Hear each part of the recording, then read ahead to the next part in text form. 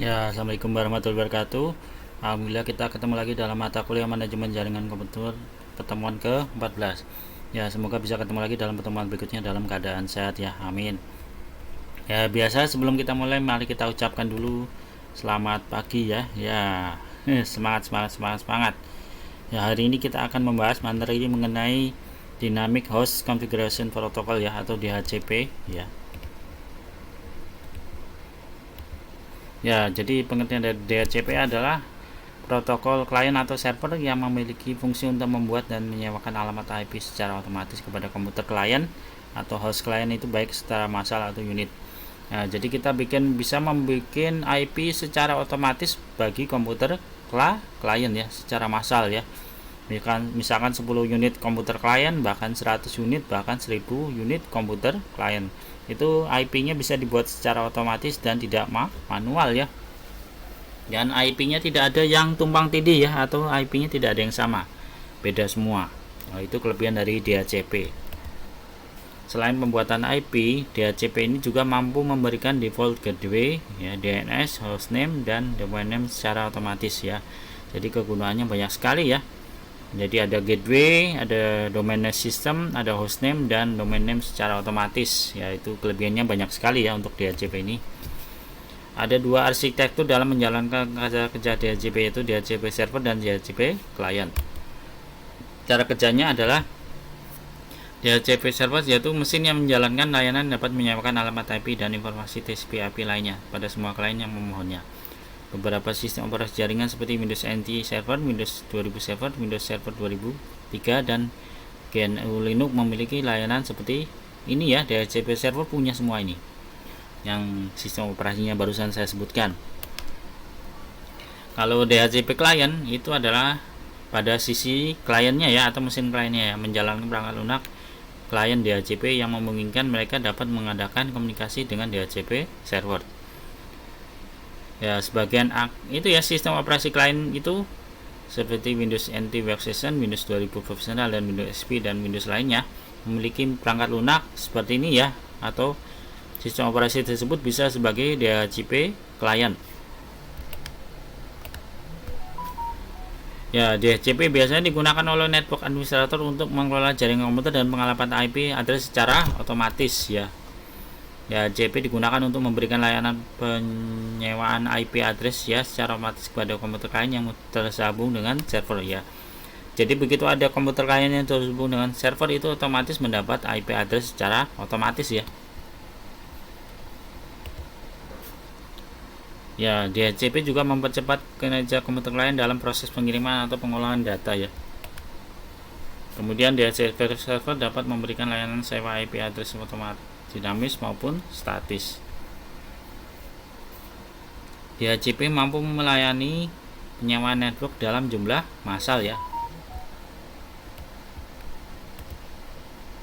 Nah, kemudian cara kerjanya lanjutannya.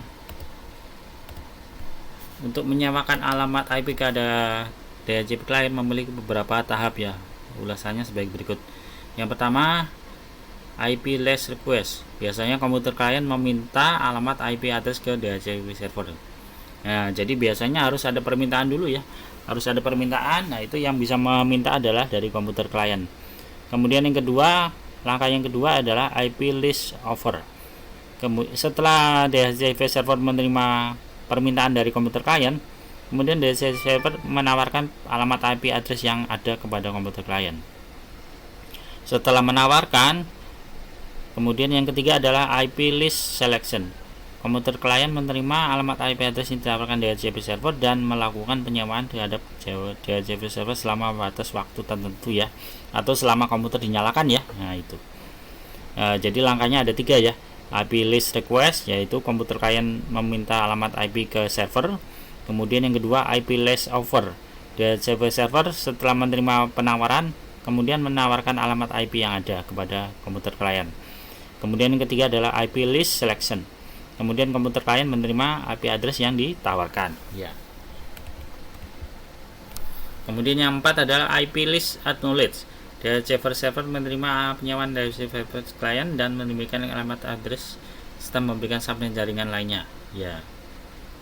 Ya, setelah si klien menerima, terus DHCP server itu menerima penyewaan DHCP klien ya, terus memberikan subnet jaringan juga kepada si klien ya.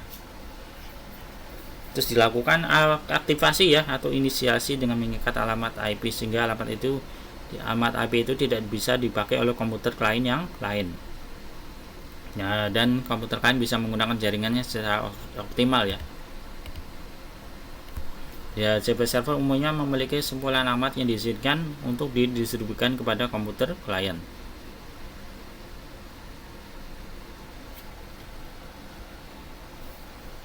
Misalkan itu ya, sewanya IP-nya sudah selesai, maka klien memohon kepada server untuk memberikan alamat IP yang baru atau memperpanjangnya. Ya, ini contohnya seperti ini ya. Jadi misalkan saya kerja di kantor itu dari jam 8 pagi sampai jam 4 sore. Nah, jadi pada saat jam 8 pagi saya mendapatkan IP dari komputer server. Begitu jam 4 sore pada saat mau pulang, itu komputernya kan dimatikan. Nah, itu berarti IP-nya yang tadinya digunakan jadi sudah dilepas oleh komputer klien. Nah, pada saat besoknya ya, pada saat komputernya besoknya dinyalakan lagi, misalkan hari Jumat itu ya, itu kita meminta lagi IP kepada komputer server ya. Nah, kayak gitu. Jadi pada saat komputernya dimatikan itu IP-nya dilepas.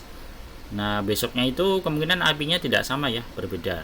Tapi biasanya meminta dan dikasih lagi, meminta dan dikasih lagi. Nah, prosesnya seperti itu.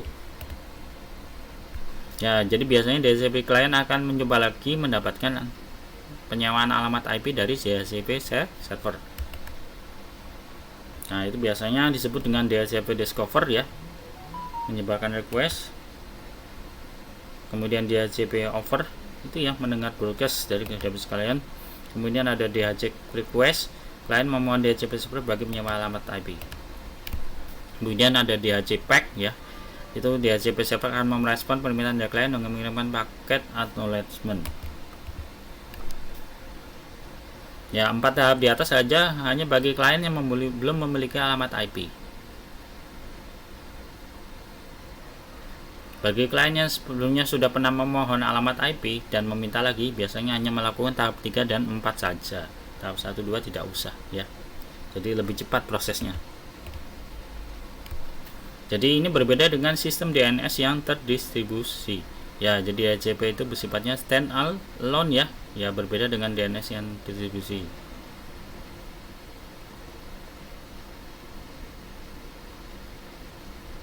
Nah, jadi basis data yang ada di DHCP server tidak akan di copy paste ke server yang lain ya. Ya, karena lebih mementingkan keamanan dan tidak akan berbenturan ya.